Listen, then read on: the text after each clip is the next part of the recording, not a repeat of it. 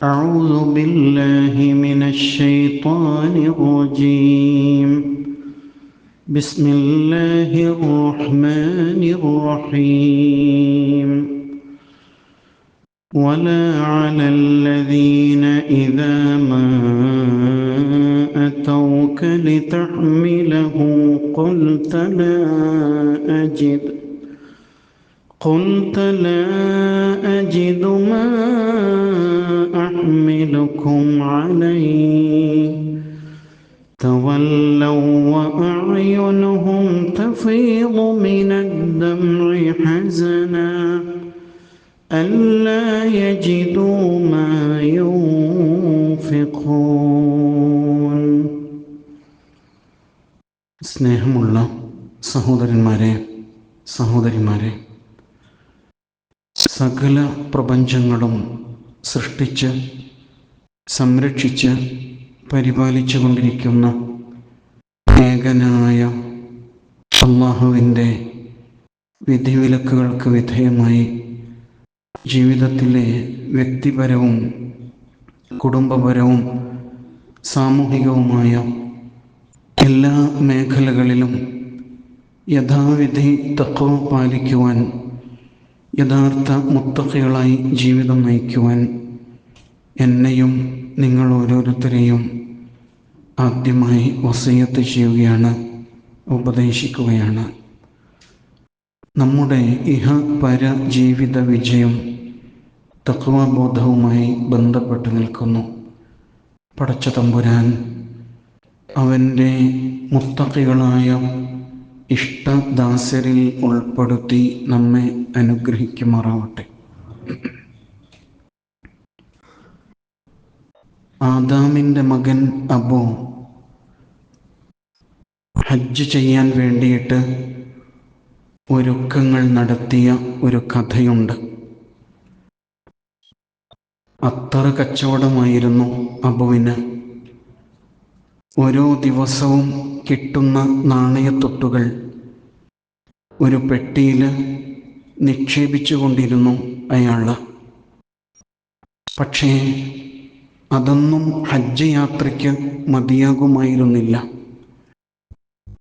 പിന്നീട് വീട്ടിലെ പശുവിനെ വിറ്റു, ഭാര്യയുടെ ആഭരണങ്ങൾ വിറ്റു. എന്നിട്ടും മതിയാകാതെ വന്നപ്പോൾ വീട്ടുമുറ്റത്തെ വരിക്കപ്ലാവും വിറ്റു. പക്ഷേ ആ പ്ലാവ് മുറിച്ചു നോക്കിയപ്പോൾ അതിൻ്റെ അകം പൊള്ളയായിരുന്നു.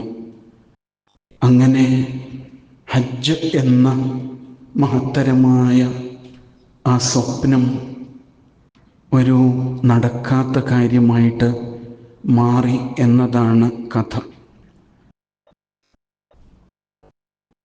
പലപ്പോഴും നമ്മുടെ നാട്ടിൽ ഇതിന് സമാനമായ സംഭവങ്ങൾ ഉണ്ടാകാറുണ്ട്. ഈ വർഷം ഇന്ത്യയിൽ പ്രൈവറ്റ് ഗ്രൂപ്പിൽ ഹജ്ജിന് പോകേണ്ട 52,000-ൽ പരം പേരുണ്ടായിരുന്നു. അവരിൽ 10,000 പേര് മാത്രമാണ് ഹജ്ജിന് പോകാൻ അവസരം ലഭിച്ചവർ. അഥവാ 42,000 പേര് ആദാമിൻ്റെ മകൻ അബുവായിട്ട് മാറി. കേരളത്തിൽ ഇതേപോലെ 8,000-ൽ പരം ഹാജിമാരും ഹാജമാരും ഹജ്ജിന് പോകാൻ കഴിയാത്ത സാഹചര്യങ്ങളിൽ എത്തിയിട്ടുണ്ട്.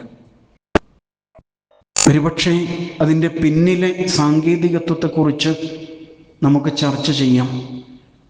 അതിനപ്പുറത്ത് ആ ഹാജിമാർ അനുഭവിക്കുന്ന മാനസികമായ വല്ലാത്ത ഒരു പ്രതിസന്ധി ഉണ്ടല്ലോ, അതിനുള്ള പരിഹാരം എന്താണ്?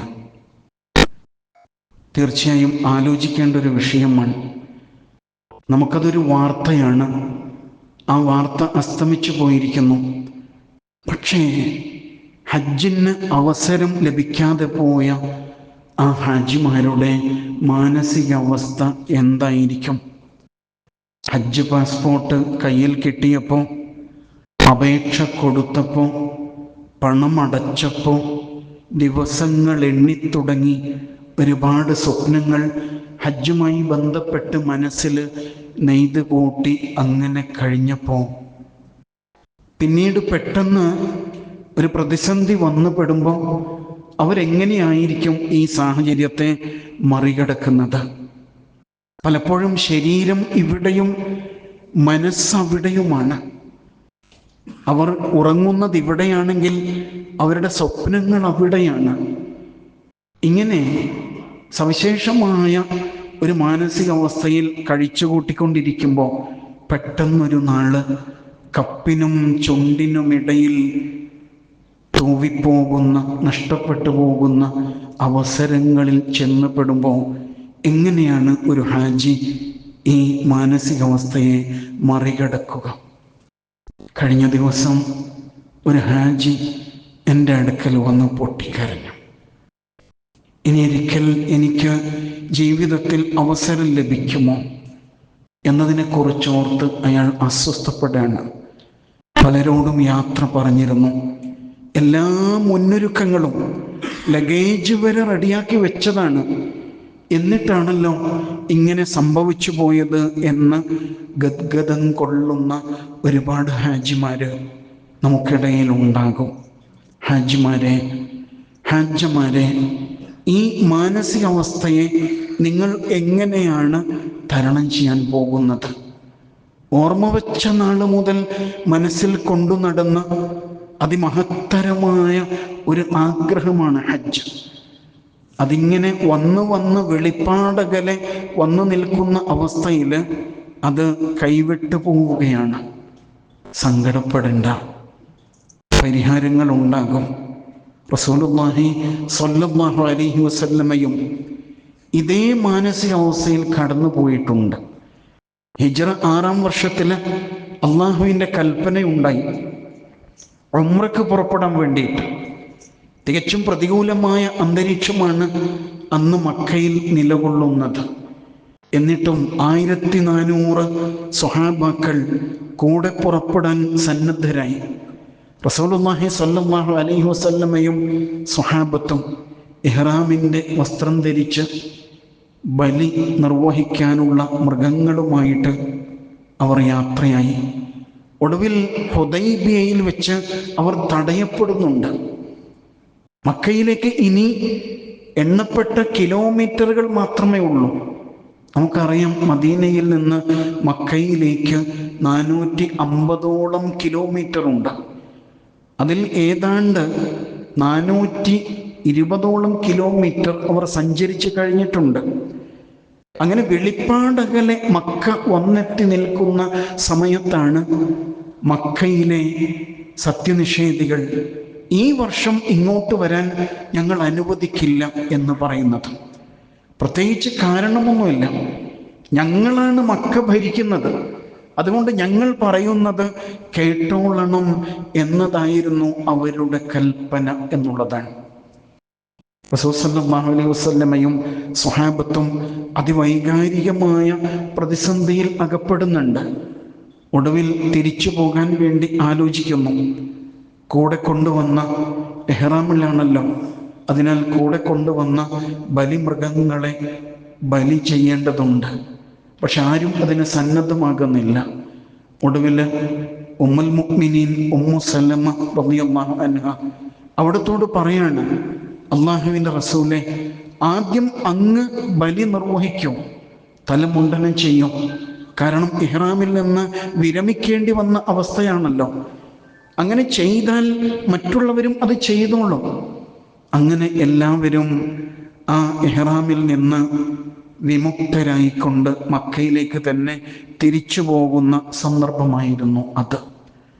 അതിനാൽ ഇത് ഹാജിമാരെ, നിങ്ങളുടെ കാര്യത്തിൽ മാത്രമുണ്ടായ ഒരു പുതിയ അനുഭവമല്ല.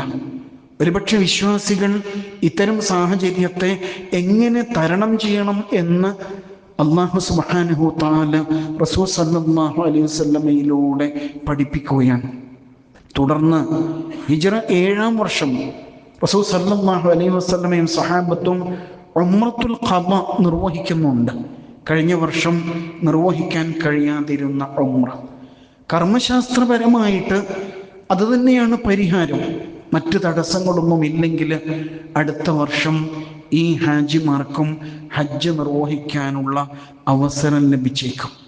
എന്നാൽ ഇസ്ലാമികമായിട്ട് ഖുർആനും സുന്നത്തും മുൻനിർത്തിയിട്ട് ഈ വൈകാരികമായ സന്ദർഭത്തെ അല്ലാഹു സുബ്ഹാനഹു വ തആല എങ്ങനെ സമീപിച്ചു, റസൂൽ സല്ലല്ലാഹു അലൈഹി വസല്ലം എങ്ങനെ സമീപിച്ചു എന്നറിയുന്നത് തീർച്ചയായിട്ടും ഗുണകരമാണ്.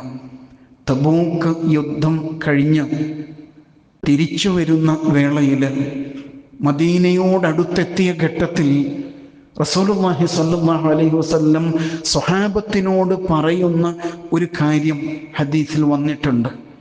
ഇന്ന ബിൽ മദീനത്തി അഖ്വാമൻ, നിശ്ചയം മദീനയിൽ ചിലരുണ്ട്, അഥവാ ഒരു സമൂഹമുണ്ട്. മാ സിർത്തും മസീറൻ, ആ സ്വഹാബത്തിനോട് പറയാണ്, തബൂക്കിൽ നിന്ന് തിരിച്ചു വരുന്ന സ്വഹാബത്തിനോടാ പറയുന്നത്.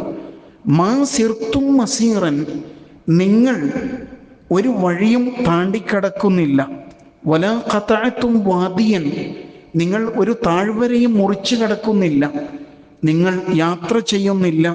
ഇല്ലാ കാനൂ മഅക്കും, മദീനയിലുള്ള ആ സംഘം നിങ്ങളോടൊപ്പം ഉണ്ടായിട്ടല്ലാതെ നിങ്ങൾ ഒരു യാത്രയും ചെയ്യുന്നില്ല, നിങ്ങൾ ഒരു താഴ്വരയും മുറിച്ചു കടക്കുന്നില്ല. ഇങ്ങനെ പറഞ്ഞു. അപ്പൊ സ്വഹാബിമാര് അവിടത്തോട് ചോദിക്കുകയാണ്, യാ റസൂലല്ലാഹ് വഹും ബിൽ മദീന, അള്ളാഹുവിന്റെ റസൂലേ, അവർ മദീനയിലല്ലേ ഉള്ളത്, പിന്നെ എങ്ങനെയാണ് ഞങ്ങളോടൊപ്പം അവർ ഉണ്ടാവുക? ഞങ്ങൾ അവരുടെ കൂടെ അല്ലാതെ യാത്ര ചെയ്യുന്നില്ല എന്ന് അങ്ങ് പറഞ്ഞത് എന്തുകൊണ്ടാണ്? അവർ മദീനയിലാണ് എന്ന് അങ്ങ് തന്നെ പറയുന്നു, പിന്നെ എങ്ങനെയാണ് അവർ ഞങ്ങളോടൊപ്പം വന്നു ചേരുക? റസൂൽ സല്ലല്ലാഹു അലൈഹി വസല്ലം പറയാണ്, വഹും ബിൽ മദീന, ശരിയാണ്, അവർ മദീനയിൽ തന്നെയാണ് ഉണ്ടായിരുന്നത്, നിങ്ങളോടൊപ്പം തബൂക്ക് യാത്രയിൽ അവർ ഉണ്ടായിരുന്നില്ല, ശരിയാണ്.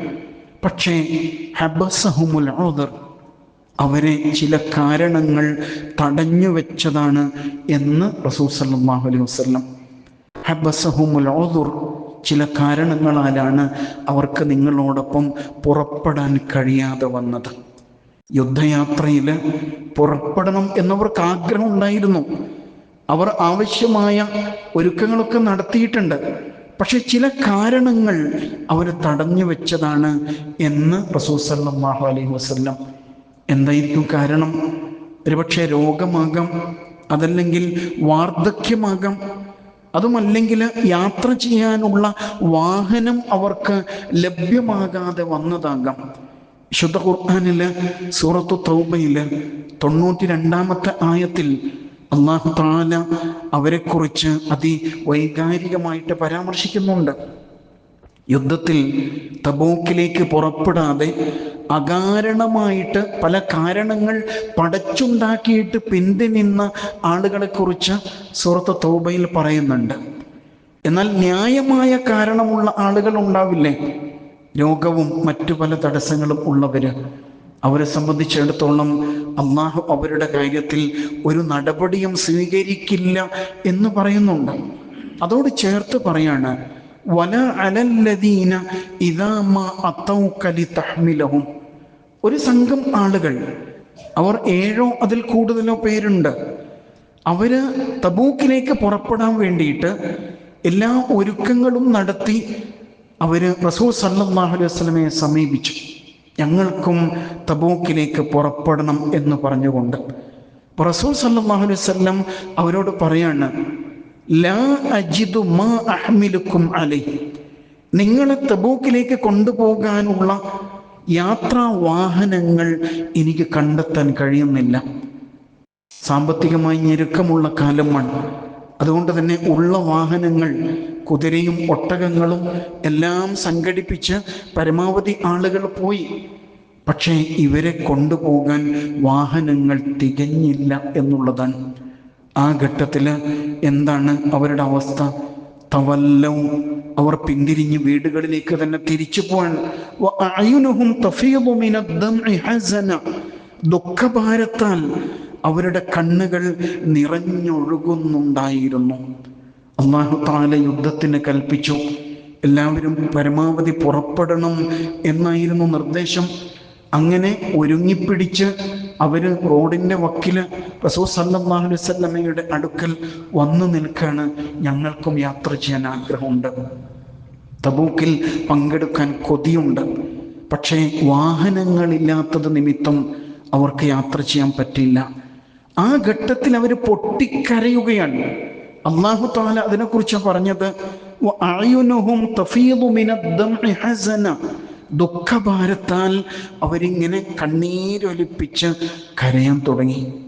അൽ ബക്കാഊൻ, വിലപിക്കുന്നവർ എന്നാണ് ചരിത്രം അവരെക്കുറിച്ച് രേഖപ്പെടുത്തിയിരിക്കുന്നത്. അവർ ഒരു സംഘം ആളുകളുണ്ടായിരുന്നു. യുദ്ധത്തിന് പുറപ്പെടാൻ കഴിയാത്തതിൻ്റെ പേരിൽ പൊട്ടിക്കരയുന്നവർ. അങ്ങനെ ഉണ്ടാകുമോ? ഒരുപക്ഷെ ജീവൻ തന്നെ നഷ്ടപ്പെടാനിടയുള്ള, പരിക്ക് പറ്റാനിടയുള്ള, സാമ്പത്തിക നഷ്ടം സംഭവിക്കാനിടയുള്ള പല അനിശ്ചിതത്വങ്ങളും ഉള്ള ഒരു സന്ദർഭമാണ് യുദ്ധവേള. പക്ഷെ എന്നിട്ടും അവർ കൊതിയോടെ കാത്തിരുന്ന് പുറപ്പെടാൻ ഒരുങ്ങിയതാണ്. അവസരം നഷ്ടപ്പെട്ടു പോയപ്പോൾ അവരിങ്ങനെ വല്ലാതെ പൊട്ടിക്കരഞ്ഞുകൊണ്ടിരിക്കുകയാണ് എന്നുള്ളതാണ്. ഈ ഒരു മാനസികാവസ്ഥയാണ് യഥാർത്ഥത്തിൽ ഈ ഹാജിമാർ അനുഭവിച്ചുകൊണ്ടിരിക്കുന്നത്. വഴിയാലും തടിയാലും മുതലാലും കഴിവുണ്ടെങ്കിലാണ് ഹജ്ജ് എന്നാണല്ലോ. മനിസ്തതാ ഇലൈഹി സബീല, ആരോഗ്യമുണ്ടാവണം, സമ്പത്തുണ്ടാവണം, യാത്രാ സംബന്ധമായ രേഖകളും വഴിയും എല്ലാം ഒരുങ്ങണം എന്നുള്ളതാണ്. അത് ഒരുങ്ങിയില്ലെങ്കിലോ അവരെ സംബന്ധിച്ചിടത്തോളം ഹജ്ജ് നിർബന്ധമല്ല എന്നാണ് മനസ്സിലാക്കാൻ കഴിയുക. അതേസമയം അല്ലാഹു സുബ്ഹാനഹു തആല ഈ വിഷയത്തിൽ ഇടപെട്ടുകൊണ്ട് പറയുന്നതിൽ നിന്ന് നമുക്ക് ബോധ്യമാകുന്ന ഒരു കാര്യം നിയ്യത്താണ് പ്രധാനം. നിങ്ങൾ ഹജ്ജിന് വേണ്ടി നിയ്യത്ത് വെച്ചല്ലോ, ആ നിയ്യത്ത് നിമിത്തം അല്ലാഹു സുബ്ഹാനഹു തആല നിങ്ങളുടെ ഹജ്ജ് ഖബൂൽ ചെയ്ത് കഴിഞ്ഞിരിക്കുന്നു. സുബ്ഹാനല്ലാഹ്, അല്ലാഹുവിൻ്റെ ദീനിൻ്റെ കാരുണ്യം, അതിൻ്റെ വിശാലത എത്രത്തോളമാണ് എന്ന് ഈ സംഭവം നമ്മെ പഠിപ്പിക്കുന്നുണ്ട്. റസൂൽ സല്ലല്ലാഹു അലൈഹി വസല്ലം പൊതുവെ സൽക്കർമ്മങ്ങളുമായി ബന്ധപ്പെട്ട് ഇങ്ങനെ പഠിപ്പിക്കുന്നു. ഫമൻ ഹമ്മ ബിഹസന, ഒരാൾ ഒരു നന്മ ചെയ്യാൻ ഉദ്ദേശിച്ചു, എന്നാൽ ഫലം യഅമൽഹ, അയാൾക്കത് ചെയ്യാനുള്ള അവസരം ഉണ്ടായില്ല. അങ്ങനെയാണെങ്കിൽ പോലും കതബഹല്ലാഹു ഇൻദഹു ഹസനതൻ കാമില, അല്ലാഹു തആല അവൻ്റെ അടുക്കൽ ഒരു പൂർണ്ണ നന്മയായിട്ട് അത് രേഖപ്പെടുത്തും. കണ്ടോ, ഒരു നന്മ ചെയ്യാൻ ആഗ്രഹിച്ചു, എന്നാൽ അത് ചെയ്യാനുള്ള അവസരം ഒത്തുവന്നില്ല. അങ്ങനെ സംഭവിച്ചാൽ അല്ലാഹു തആല അവൻ്റെ അടുക്കൽ ആ കിതാബിൽ അതിന് പൂർണ്ണമായ പ്രതിഫലം തന്നെ രേഖപ്പെടുത്തും എന്ന് റസൂൽ സല്ലല്ലാഹു അലൈഹി വസല്ലം വാക്ക് തരാൻ. ഇനി ഫഇൻ ഹമ്മ ബിഹാ വഅമിലഹ, ഒരാൾ ആഗ്രഹിച്ചു, അത് പ്രവർത്തിക്കാൻ അവസരവും ലഭിച്ചെങ്കിൽ കതബഹല്ലാഹു ലഹു ഇൻദഹു അശ്റ ഹസനാത്ത്, അല്ലാഹു അതിന് ആ സൽക്കർമ്മത്തിന് 10 ഇരട്ടി പ്രതിഫലം നൽകും. ഇലാ 700 ദിഅഫ്, 700 ഇരട്ടിയോളം. ഇലാ അദ്ആഫിൻ കസീറ, അല്ല അതിനേക്കാളും ധാരാളം ഇരട്ടി പ്രതിഫലം നൽകും എന്ന് റസൂൽ സല്ലല്ലാഹു അലൈഹി വസല്ലം വാക്ക് നൽകുന്നത് കാണാൻ സാധിക്കുന്നു. ഇന്നമൽ അഅ്മാലു ബിന്നിയ്യാത്ത്, ഇന്നമൽ അഅ്മാലു ബിന്നിയ്യാത്ത്, കർമ്മങ്ങൾ നിയ്യത്തിൻ്റെ അടിസ്ഥാനത്തിലാണ് സ്വീകാര്യമാകുന്നത്, അല്ലാഹുവിങ്കിൽ പരിഗണിക്കപ്പെടുന്നത്. ഒരുപക്ഷെ ഹജ്ജിൻ്റെ ഭൗതികമായ ഒരുക്കങ്ങളെല്ലാം നടത്തിയിട്ട് ഒരാൾ പുറപ്പെട്ടു, പക്ഷേ അയാളുടെ നിയ്യത്ത് ശരിയല്ലെങ്കിലോ സ്വീകരിക്കപ്പെടാത്ത സാഹചര്യങ്ങൾ ഉണ്ടാകാം. എന്നാൽ ഇങ്ങനെ തങ്ങളുടേതല്ലാത്ത കാരണങ്ങളാൽ മാർഗതടസ്സങ്ങൾ ഉണ്ടായ ഹാജിമാരെ സംബന്ധിച്ചിടത്തോളം ഹജ്ജിന് മുമ്പ് തന്നെ ഹജ്ജ് ചെയ്തവരായിട്ട് അവർ മാറുകയാണ്. ഹജ്ജിൻ്റെ മുമ്പ് തന്നെ ഹജ്ജ് ചെയ്തവരായിട്ട് മാറുന്ന സവിശേഷമായ അവസ്ഥയാണ് അവർക്കുണ്ടാകുന്നത് എന്ന് മനസ്സിലാക്കാം. ഈ മാനസികാവസ്ഥയിലാണ് ഹാജിമാർ ഈ ഒരു പ്രതിസന്ധിയെ മറികടക്കാൻ വേണ്ടി ശ്രമിക്കേണ്ടത് നിയ്യത്താണ് പ്രധാനം.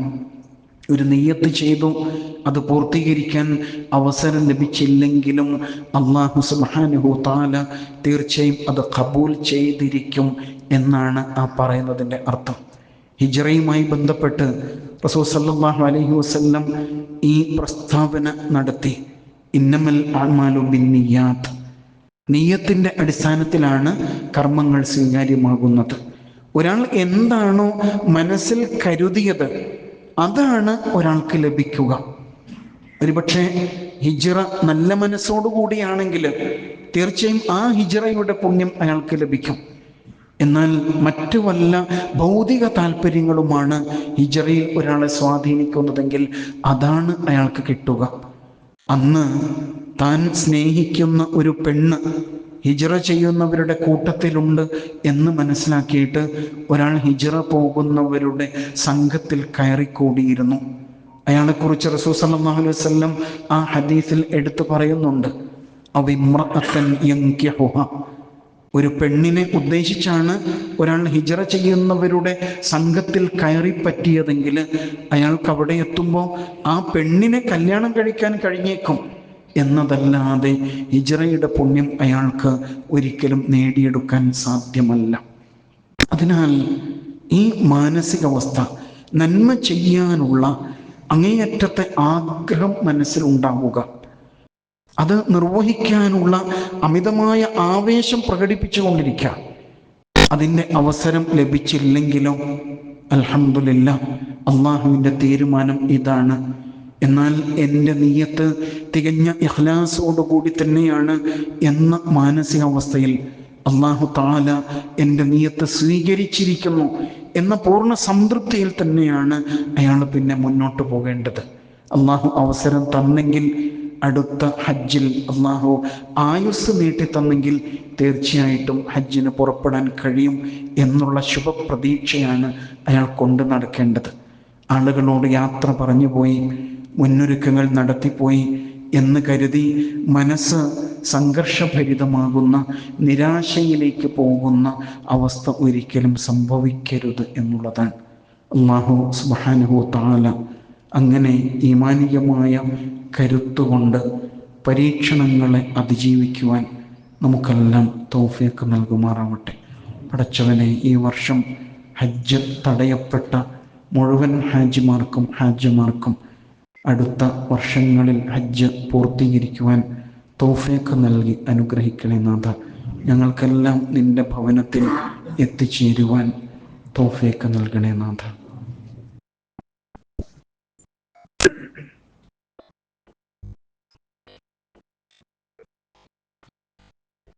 അൽഹംദുലില്ലാഹ് الذي هدانا لهذا وما كنا لنهتدي لولا أن هدانا الله. اللهم صل على محمد وعلى آله وصحبه أجمعين. يا أيها الذين آمنوا اتقوا الله حق تقاته ولا تموتن إلا وأنتم مسلمون. യഥാർത്ഥ മുത്തഖികളായി ജീവിതം നയിക്കുവാൻ ഒരിക്കൽ കൂടി നാം ഓരോരുത്തരെയും വസിയത്ത് ചെയ്യുകയാണ്, ഉണർത്തുകയാണ്. ഉദ്ഹിയയുമായി ബന്ധപ്പെട്ടുകൊണ്ടുള്ള കാര്യങ്ങൾ കഴിഞ്ഞ ഖുത്ബയിൽ സൂചിപ്പിച്ചിരുന്നു. ദുൽഹജ്ജ് 1 ഉദ്ഹിയ നിർവഹിക്കുന്നവർ അതിൻ്റെ നിയ്യത്തിൽ പ്രവേശിക്കേണ്ടത്. ദുൽഹജ്ജ് 1 മുതൽ താൻ നിയ്യത്ത് ചെയ്ത ബലി നിർവഹിക്കപ്പെടുന്ന ദിനം വരെയും നിയ്യത്ത് ചെയ്ത ആള് നഖവും മുടിയും മുറിക്കരുത്. അഥവാ ദുൽഹജ്ജ് 1 മുമ്പായി നഖവും മുടിയും മുറിക്കാം, ദുൽഹജ്ജ് 1 മുറിക്കാതിരിക്കുക എന്നത് സുന്നത്തായി നിശ്ചയിക്കപ്പെട്ടിട്ടുണ്ട്. ഒരുപക്ഷെ അത് ഇഹ്റാമിലുള്ളവർക്ക് ഉള്ള നിർദ്ദേശമാണ്. അതിനോട് ലോകത്തെങ്ങുമുള്ള ബലി കർമ്മം നിർവഹിക്കുന്നവരും ചേർന്ന് നിൽക്കുകയാണ്. അതിൻ്റെ പിന്നിലെ ചൈതന്യത്തെക്കുറിച്ച് പണ്ഡിതന്മാർ വ്യാഖ്യാനിക്കുന്നത് ഇങ്ങനെയാണ്: 10ാം ദിവസം തൻ്റെ പൊന്നാര മകനെ ബലി നൽകാൻ പോകുന്ന വാപ്പയുടെ മാനസികാവസ്ഥ. ആ ഒരു മാനസികാവസ്ഥയിലേക്ക് നമ്മൾ വളരുമ്പോൾ ഞാൻ മുടി മുറിച്ചോ നഖം മുറിച്ചോ എന്നല്ലല്ലോ ആലോചിക്കുന്നത്. വല്ലാത്തൊരു മാനസികാവസ്ഥയായിരിക്കും. അങ്ങനെ സ്വന്തത്തെ അല്ലെങ്കിൽ താൻ ഏറ്റവും പ്രിയപ്പെട്ടതായി കരുതുന്നതിനെ ബലി നൽകാൻ സന്നദ്ധനായ ഒരാളുടെ മാനസികാവസ്ഥ കൈവരിക്കുക എന്നതാണ് അതുകൊണ്ട് ഉദ്ദേശിക്കുന്നത്. ഇനി 2-3 നാളുകൾ മാത്രമാണ് ദുൽഹജ്ജ് മാസത്തിലേക്ക് പ്രവേശിക്കാനുള്ളത്. ഏറെ ശ്രേഷ്ഠമായ നന്മ നിറഞ്ഞ മാസമാണ് ദുൽഹജ്ജ. നന്മകൾ വർദ്ധിപ്പിക്കേണ്ട മാസമാണ്. സുന്നത്ത് നമസ്കാരങ്ങളും സുന്നത്ത് നോമ്പുകളും ഖുർആൻ പാരായണവും ദിക്ർ ദുആകളും എല്ലാം കൂടുതലായിട്ട് വർദ്ധിപ്പിക്കേണ്ട സന്ദർഭമാണ് ദുൽഹജ്ജിലെ ആദ്യത്തെ 10 എന്നുകൂടി നാം അറിയേണ്ടതുണ്ട്. ഉളഹിയ നിർവഹിക്കുവാൻ നാട്ടിലെ സംരംഭങ്ങൾ ഉപയോഗപ്പെടുത്താം. അതേപോലെ കേരളത്തിന് പുറത്ത് ഉളഹിയ നിർവഹിക്കാനുള്ള സൗകര്യങ്ങളുണ്ട്. നമ്മുടെ പള്ളിയുടെ മുൻവശത്ത് ഒരു ബോർഡ് സ്ഥാപിച്ചിട്ടുണ്ട്. അതിൽ QR കോഡ് ഉണ്ട്. അത് ഉപയോഗപ്പെടുത്തിയും നമുക്ക് കേരളത്തിന് പുറത്തുള്ള സഹോദരങ്ങൾക്ക് അതിൻ്റെ പ്രയോജനം ലഭിക്കും വിധത്തിൽ നിയ്യത്തിൽ പ്രവേശിക്കാവുന്നതാണ്. സ്കൂളുകൾ തുറക്കാൻ പോവാണ്. നമ്മുടെ പരിസരങ്ങളിൽ പഠനോപകരണങ്ങൾ വാങ്ങാൻ പ്രയാസപ്പെടുന്ന, യൂണിഫോമിന് പ്രയാസപ്പെടുന്ന ഏതെങ്കിലും മക്കളുണ്ടെങ്കിൽ അവരെ കണ്ടെത്താൻ ശ്രമിക്കണം. അതിനുവേണ്ടിയും ചില സംരംഭങ്ങൾ പ്രവർത്തിക്കുന്നുണ്ട്. അതിനോട് ചേർന്നു നിൽക്കാവുന്നതാണ്. ഗസ കഴിഞ്ഞ ദിവസം UN-ൻ്റെ ഐക്യരാഷ്ട്രസഭയുടെ ഒരു അറിയിപ്പുണ്ടായിരുന്നു. ഗസയിൽ 14,000-ലേറെ പിഞ്ചുമക്കൾ പട്ടിണി മരണത്തോടടുത്തുകൊണ്ടിരിക്കുന്നു. അതിൽ വല്ലാത്തൊരു വിരോധാഭാസമുണ്ട്. ഐക്യരാഷ്ട്രസഭ ഒരു ന്യൂസ് ഏജൻസിയാണോ? വാർത്തകൾ കൈമാറുന്ന ഏജൻസിയാണോ? അങ്ങനെ അല്ലല്ലോ നമ്മൾ മനസ്സിലാക്കിയത്. അന്താരാഷ്ട്ര പ്രശ്നങ്ങളിൽ ഇടപെട്ട് പരിഹാരങ്ങൾ കണ്ടെത്തേണ്ട ഒരു സഭയാണത്. പക്ഷെ അവർ കേവലം ഒരു അറിയിപ്പ് നൽകുകയാണ്. 14,000-ലേറെ മക്കൾ അവിടെ പട്ടിണി മരണത്തിലേക്ക് അടുത്തുകൊണ്ടിരിക്കുന്നു. ലോകം അനുഭവിക്കുന്ന നിസ്സഹായതയുടെ നേർചിത്രമാണത് എന്ന് നമ്മൾ തിരിച്ചറിയണം. ആയിരക്കണക്കിന് ട്രക്കുകൾ ഗസ അതിർത്തിയിൽ ക്യൂവിൽ നിൽക്കുകയാണ്. എന്നിട്ടാണ് ദിവസം 1-2 ട്രക്കുകൾ മാത്രം അകത്തേക്ക് കടത്തിവിട്ട് ആ മക്കളുടെ ജീവൻ കൊണ്ട് പന്താടുന്നത്. ആലോചിച്ച് നോക്കൂ. വിറങ്ങലിച്ചു നിൽക്കുകയാണ് ലോകം. ആ സമയത്താണ് അറബ് സമൂഹം ട്രംപിന് ചുവപ്പ് പരവതാനി വിരിച്ച് സ്വീകരിച്ചത്. എത്ര കോടി, 1000 കോടികളുടെ സമ്മാനങ്ങളാണ് കൊടുത്തയച്ചത്. ആലോചിച്ച് നോക്കൂ. എന്താണ് ലോകത്തിന് സംഭവിച്ചുകൊണ്ടിരിക്കുന്നത്? പ്രാർത്ഥിക്കുകയല്ലാതെ മറ്റൊന്നും നമ്മുടെ മുമ്പിൽ പരിഹാരമായിട്ടില്ല. ഹജ്ജ് വരാൻ പോവാണ്. നമ്മുടെ സഹോദരങ്ങൾ അറഫാത്തിൽ പ്രാർത്ഥിച്ചു കൊണ്ടിരിക്കും. എന്നാലും ഒരു സങ്കടമുണ്ടല്ലോ.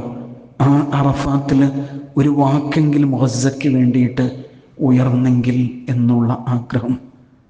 പ്രാർത്ഥിച്ചു കൊണ്ടേയിരിക്കണം. ആ മക്കൾക്ക് വേണ്ടി, ആ ഉമ്മമാർക്ക് വേണ്ടി, ആ സഹോദരങ്ങൾക്ക് വേണ്ടിയിട്ട്.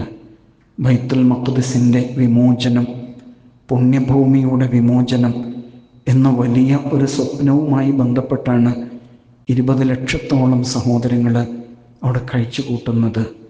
3/4 ലക്ഷത്തോളം പേര് ഇതിനകം ഒരു വർഷത്തിനിടയിൽ ഷഹാദത്ത് വരിച്ച് കഴിഞ്ഞിട്ടുണ്ട്.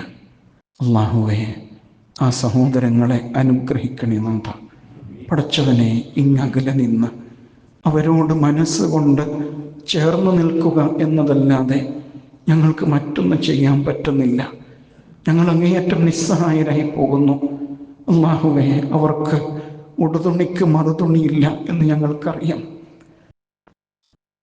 ഭക്ഷണപാത്രങ്ങളുമായിട്ട് കുഞ്ഞുമക്കള് ശൂന്യമായ ചെമ്പുകൾക്ക് മുമ്പിൽ അടിപിടി കൂടുന്ന കാഴ്ച ഞങ്ങൾ കണ്ടുകൊണ്ടേയിരിക്കുന്നുണ്ട്. അവർക്ക് മേൽ ബോംബ് വർഷിക്കുന്നത് ഞങ്ങൾ കണ്ടുകൊണ്ടേയിരിക്കുന്നുണ്ട്. അല്ലാഹുവേ, ആ മർദ്ദിത സമൂഹത്തെ കാത്തു രക്ഷിക്കണേ നാഥ. റബ്ബന അഖ്രിജ്ന മിൻ ഹാദിഹിൽ ഖറയത്തി ളാലിമി അഹ്ലുഹ. ഈ നാട്ടുകാർ അങ്ങേയറ്റം അതിക്രമകാരികളായ ഈ നാട്ടിൽ നിന്ന് ഞങ്ങളെ കാക്കണേ എന്നുള്ള മുറവിളികളാണ് അവരിൽ നിന്ന് ഉയരുന്നത്. എന്നിട്ടും അവര് ഗസ വിട്ടു പോകാൻ സന്നദ്ധമാകുന്നില്ലല്ലോ. ഒളിച്ചോടുന്ന ഭീരുക്കളല്ല അവര്, ധീരന്മാരായ പോരാളികളാണ്. പടച്ചവനെ, ആ സംഘത്തെ നീ ചേർത്ത് പിടിക്കണേ റബ്ബേ. അല്ലാഹുവേ, ബദറിലും ഉഹദിലും ഖന്തഖിലും അങ്ങനെ ഒരുപാട് ചരിത്രങ്ങളിൽ നീ നേരിട്ട് ഇടപെട്ടിട്ടുണ്ടല്ലോ റബ്ബേ. നിന്റെ മലക്കുകൾ പെയ്തിറങ്ങിയിട്ടുണ്ടല്ലോ നാഥ. അല്ലാഹുവേ, അങ്ങനെ മലക്കുകളിലൂടെ നീ അവരെ കാക്കണേ റബ്ബേ. ലോകത്തിൻ്റെ മുമ്പിൽ പ്രതീക്ഷ നഷ്ടപ്പെട്ടു പോകുന്ന അതിഗുരുതരമായ സാഹചര്യത്തിലൂടെയാണ് ഞങ്ങൾ മുന്നോട്ട് നീങ്ങുന്നത്. പടച്ചവനെ, നീ ഇടപെടണേ റബ്ബേ.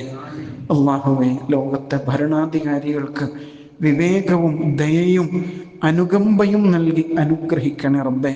ആ സംഘത്തെ അനുഗ്രഹിക്കണേ നാഥ.